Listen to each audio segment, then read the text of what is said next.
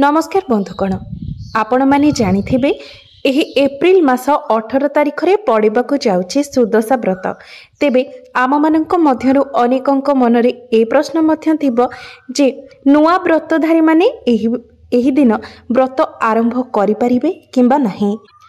तेबे बंधु माने आपण माने जानंती जे आमे सुदशा व्रतटी को घरर विवाहिता नारी माने ही करिथांती एवं माँ लक्ष्मी को प्रसन्न करिबा पाई एही व्रतटी करा जाय थाए। एही व्रतटी करिबा द्वारा आमको माँ लक्ष्मीकर विशेष कृपा प्राप्त होई थाए। आमर मनस्कामना पूर्ण हेबा सहित आम गृहर एवं गृहर सदस्य मानकर मध्य उन्नति होई थाए। तेबे बंधु माने आपण माने एक कथा मध्य जानिथिबे जे आमर विवाह हेउ व्रतघर हेउ किंबा कोनोसी व्रत हेउ ताहा आमे नूतन पंजिका अनुसार ही करिथाउ एवं एही नूतन पंजिकाटे आमर दोल पूर्णिमा परे ही आसी थाए। तेबे बंधु माने एही वर्षर जे नूतन पंजिका रहिछि सेही नूतन पंजिका आधार रे नुआ व्रती माने व्रत करि परिबे कि नाही से विषय आजिरो एही वीडियो रे मु आपण मानकु कहिबाकु जाउछि। तेबे बंधु माने आपण माने जानती जे शुक्ल पक्ष गुरुवार दशमी तिथि पड़िले सेही बार को सेही तिथि को आमे सुदशा व्रत भावरे पालन करिथाउ।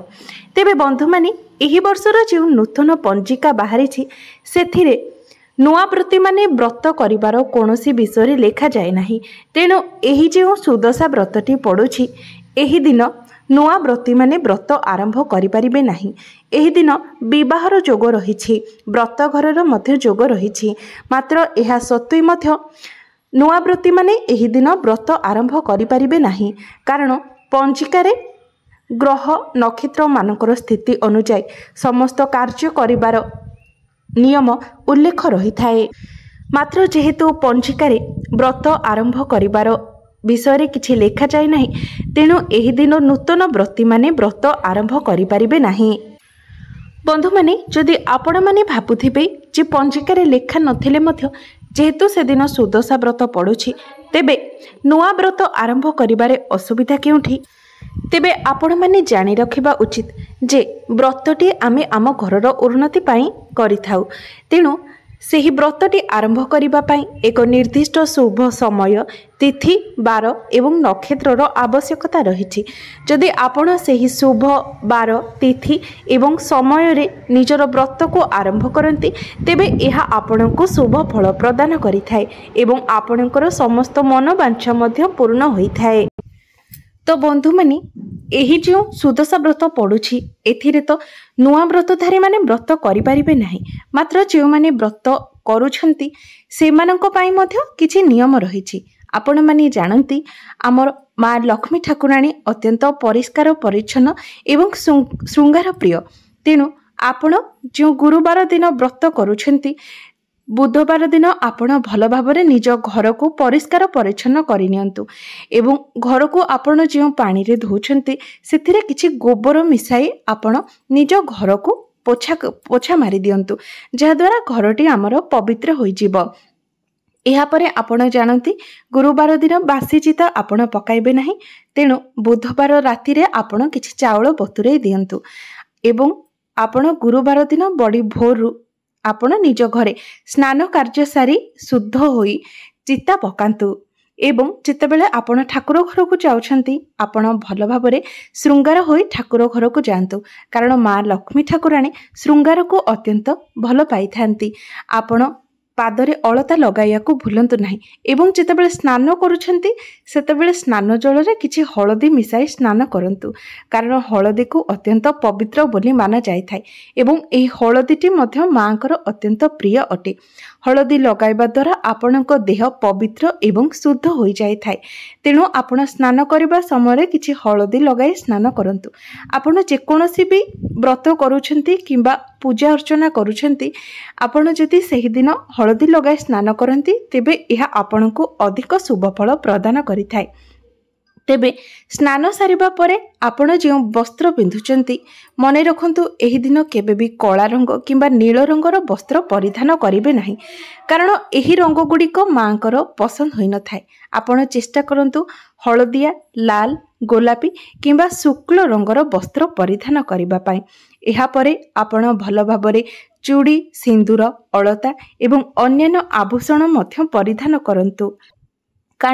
କାରଣ ଘରର ବିବାହିତା ନାରୀମାନେ ଯେତେ ଅଧିକ ସୁନ୍ଦର ଦେଖାଯିବେ, ଯେତେ ଅଧିକ ଶୃଙ୍ଗାର କରିବେ, ମା ଲକ୍ଷ୍ମୀ ସେହି ଘର ଉପରେ ସେତେ ଅଧିକ ବିଶେଷ କୃପା ଦୃଷ୍ଟି ପକାଇଥାନ୍ତି ଏବଂ ଆପଣଙ୍କୁ ମଧ୍ୟ ପୂଜାରେ ଅଧିକ ଶୁଭ ଫଳ ପ୍ରାପ୍ତି ହୋଇଥାଏ। କାରଣ ଶୃଙ୍ଗାର ହେଉଛି ସଧବା ନାରୀର ଏକ ମହତ୍ୱପୂର୍ଣ୍ଣ ଜିନିଷ। ତେବେ ବନ୍ଧୁମାନେ, ଆଉ ଗୋଟିଏ କଥା ହେଉଛି, ଆପଣ ଗୁରୁବାର ଦିନ କେବେ ବି ମୁଣ୍ଡ ଧୋଇବେ ନାହିଁ। ଯେହେତୁ ଆପଣ ବ୍ରତ କରିବେ, ତେବେ ମୁଣ୍ଡରେ ଆପଣ କେବଳ ପାଣି ହାତ ହିଁ ମାରିଦେବେ, କିନ୍ତୁ ଚୁଟି ଖୋଲି କେବେ ବି ମୁଣ୍ଡ ଧୋଇବେ ନାହିଁ। ଏହାପରେ ଆପଣ ଯେତେବେଳେ ପୂଜା କରିବାକୁ ଯାଉଛନ୍ତି, ଆପଣ ଜାଣନ୍ତି ସବୁ ପୂଜା ପୂର୍ବରୁ ଆମେ ପ୍ରଥମେ ମା ତୁଳସୀଙ୍କର ପୂଜାର୍ଚ୍ଚନା କରିଥାଉ ଏବଂ ସୂର୍ଯ୍ୟଙ୍କୁ ଅର୍ଘ୍ୟ ପ୍ରଦାନ କରିଥାଉ। ତେଣୁ ଆପଣ ପ୍ରଥମେ ମା ତୁଳସୀଙ୍କର ପୂଜାର୍ଚ୍ଚନା କରି ତାପରେ ସୂର୍ଯ୍ୟଙ୍କୁ ଅର୍ଘ୍ୟ ପ୍ରଦାନ କରି ନିଜର ଠାକୁର ଘରର ପୂଜା ଆରମ୍ଭ କରନ୍ତୁ। ତେବେ ବନ୍ଧୁମାନେ, ଆପଣମାନେ ଏହାପରେ ମାଙ୍କର ପୂଜା ପାଇଁ ଏକ କୋଠି ମଧ୍ୟ ଅଙ୍କନ କରିଥିବେ ଏବଂ ସେହି କୋଠି ଉପରେ ପଞ୍ଚାମୃତ ସିଞ୍ଚନ କରି ଆପଣ ତାହାକୁ ପବିତ୍ର କରିଦେବେ। ତାପରେ ବାମ ପାର୍ଶ୍ୱରେ ଆପଣ ମାଙ୍କ ପୂଜା ପାଇଁ କଳସ ସ୍ଥାପନ କରିବେ। କାରଣ ଆପଣମାନେ ଜାଣନ୍ତି ପ୍ରତ୍ୟେକ ଶୁଭ କାର୍ଯ୍ୟର ଆରମ୍ଭରୁ ପ୍ରଥମେ କଳସ ପୂଜା କରାଯାଇଥାଏ। କାରଣ ଭଗବାନ ଗଣେଶଙ୍କୁ ଆମେ ଅଗ୍ରପୂଜ୍ୟ ଭାବରେ ମାନିଥାଉ। ତେବେ ବନ୍ଧୁମାନେ, ପୂଜା କରିବା ପୂର୍ବରୁ ଆପଣ ପ୍ରଥମେ ମାଙ୍କର ସ୍ନାନ କରାଇବା ଉଚିତ। ତେବେ ଆପଣ ମାଙ୍କୁ ପ୍ରଥମେ ପଞ୍ଚାମୃତ, ଏହାପରେ ହଳଦୀ ପାଣି ଏବଂ ତାପରେ ବାସ ଜଳ ଦେଇ ସ୍ନାନ କରାଇବେ। ବାସ ଜଳ ଅର୍ଥାତ୍ ଏକ ସାଧାରଣ ଜଳରେ ଆପଣ କିଛି ଅଗୁର ମିଶାଇ ଦେବେ, ଯାହାକି ବାସ ଜଳ ହୋଇଯିବ। ତାପରେ ଆପଣ ମାଙ୍କୁ ପାଟକନାରେ ପୋଛାପୋଛି କରି ମାଙ୍କୁ ନୂତନ ବସ୍ତ୍ର ପରିଧାନ କରାଇବେ ଏବଂ ସେହି ଯେଉଁ ଜଳରେ ଆପଣ ମାଙ୍କୁ ସ୍ନାନ କରାଇଥିବେ, ସେହି ଜଳକୁ ଆପଣ ଏଣେ ତେଣେ ନ ଫୋପାଡ଼ି ପରିବାରର ସଦସ୍ୟମାନେ କିଛି କିଛି ପ୍ରାସାଦ ରୂପରେ ପାଇଦେବେ ଏବଂ ତାପରେ ସେହି ଜଳକୁ ଆପଣ କୌଣସି ଗଛ ମୂଳରେ ପକାଇଦେବେ। ତାପରେ ଆପଣ ମାଙ୍କୁ 10 ପ୍ରକାରର ଫୁଲ ଦେଇ ଭଲ ଭାବରେ ସଜାଇ ଦେବେ। ଆପଣମାନେ ଜାଣନ୍ତି ମା ଅତ୍ୟନ୍ତ ଶୃଙ୍ଗାର ପ୍ରିୟ ଅଟନ୍ତି। ତେଣୁ ଆପଣମାନେ ଚେଷ୍ଟା କରିବେ ମାଙ୍କୁ ଭଲ ଭାବରେ ସାଜସଜ୍ଜା କରିବା ପାଇଁ। ତାଙ୍କୁ ଗହଣା ପିନ୍ଧାଇ, ଭଲ ଲୁଗା ପିନ୍ଧାଇ ଏବଂ ଭଲ ଭଲ ଫୁଲ ଦେଇ ତାଙ୍କୁ ଭଲ ଭାବରେ ସଜାଇବା ପାଇଁ। ମାଙ୍କର ଅତ୍ୟନ୍ତ ପ୍ରିୟ ହୋଇଥାଏ ପଦ୍ମ ଫୁଲ। ତେଣୁ ଆପଣ ସେହି ଫୁଲମାନଙ୍କ ମଧ୍ୟରେ ପଦ୍ମ ଫୁଲଟିକୁ ନିଶ୍ଚୟ ଭାବରେ ଲଗାଇବା ପାଇଁ ଚେଷ୍ଟା କରିବେ। ଏହି ଫୁଲଗୁଡ଼ିକ ମଧ୍ୟରେ ଆପଣ ଅଧିକ ଭାବରେ ହଳଦିଆ ଫୁଲର ମଧ୍ୟ ବ୍ୟବହାର କରିବେ। କାରଣ ହଳଦିଆ ରଙ୍ଗର ଫୁଲ ମଧ୍ୟ ମାଙ୍କର ଅତ୍ୟନ୍ତ ପ୍ରିୟ ହୋଇଥାଏ। ଏହି ହଳଦିଆ ରଙ୍ଗର ଫୁଲଗୁଡ଼ିକ ମଧ୍ୟରେ ଦୁର୍ଲଭା ଫୁଲଟି ମାଙ୍କର ଅତ୍ୟନ୍ତ ପ୍ରିୟ। ଏହାର ବାସ୍ନା ମଧ୍ୟ ମାଙ୍କର ଅତ୍ୟନ୍ତ ପ୍ରିୟ ହୋଇଥାଏ। ତେଣୁ ଏହି ଫୁଲକୁ ମଧ୍ୟ ଆପଣ ନିଶ୍ଚୟ ଭାବରେ ମାଙ୍କ ପୂଜାରେ ଲଗାଇବା ଉଚିତ। ଏହାପରେ ଆପଣ ମାଙ୍କୁ ଚନ୍ଦନ ସିନ୍ଦୁର ଏବଂ ସମସ୍ତ ପ୍ରକାରର ଶୃଙ୍ଗାର ଦ୍ରବ୍ୟ ଅର୍ପଣ କରି ମାଙ୍କୁ ଭଲ ଭାବରେ ସଜାଇ ନେବେ। ଆପଣ ମାଙ୍କ ପାଇଁ ନିଶ୍ଚୟ ଭାବରେ ସୁଦଶା ବ୍ରତରେ ଏକ ନୂଆ ଗୁଆ ମଧ୍ୟ ପୂଜା କରିବେ। କାରଣ ସୁଦଶା ବ୍ରତରେ ଗୁଆର ପୂଜା ମଧ୍ୟ ହୋଇଥାଏ ଏବଂ ସୁଦଶା ବ୍ରତର ଯେଉଁ ବହି ରହିଥାଏ, ସେହି ବହି ପାଇଁ ମଧ୍ୟ ଆପଣ ଏକ ସ୍ୱତନ୍ତ୍ର ସ୍ଥାନ ରଖି ବହିର ମଧ୍ୟ ପୂଜା କରିବା ଉଚିତ। ତାପରେ ଆପଣ ମାଙ୍କ ସମ୍ମୁଖରେ ସେହି ସୁଦଶା ବ୍ରତର ଗୁଆ ରଖିବେ ଏବଂ ନିଜର ସୁଦଶା ବ୍ରତକୁ ହଳଦୀ ପାଣିରେ ଧୋଇ ସେହି ଗୁଆ ଉପରେ ରଖିବେ। ତାପରେ ଆପଣ ଗୋଟିଏ କଦଳୀ ପତ୍ର ନେଇ ସେହି କଦଳୀ ଉପରେ 10 କେରା ଦୁବ, 10ଟି ବରକୋଳି ପତ୍ର ରଖି ତାକୁ ପାନ ଭଳି ମୋଡ଼ିଦେବେ ଏବଂ ତାକୁ ମଧ୍ୟ ସେହି ଗୁଆ ପାଖରେ ରଖିଦେବେ। ବନ୍ଧୁମାନେ, ଏହାପରେ ଆପଣ ମାଙ୍କ ଉଦ୍ଦେଶ୍ୟରେ ଯେଉଁ ଘିଅର ଦୀପ ଜାଳିଥିବେ, ସେହି ଘିଅର ଦୀପରେ ପ୍ରଥମେ କଳସର ଆଳତି କରିବେ। ତାପରେ ମା ଲକ୍ଷ୍ମୀଙ୍କର ଆଳତି କରିବେ। ଆଳତି କରିବା ସମୟରେ ଆପଣ ସବୁବେଳେ ହୁଳହୁଳି ଦେଉଥିବେ ଏବଂ ପାଖରେ ଯଦି କେହି ଥିବେ ତେବେ ତାଙ୍କୁ ଶଙ୍ଖ ଫୁଙ୍କିବାକୁ ମଧ୍ୟ କହିବେ। କାରଣ ଏହା ଅତ୍ୟନ୍ତ ଶୁଭ ଫଳ ପ୍ରଦାନ କରିଥାଏ। ଏବଂ ଆପଣ ନିଜ ବାମ ହାତରେ ଘଣ୍ଟି ଧରି ମଧ୍ୟ ଘଣ୍ଟିକୁ ବଜାଇବେ।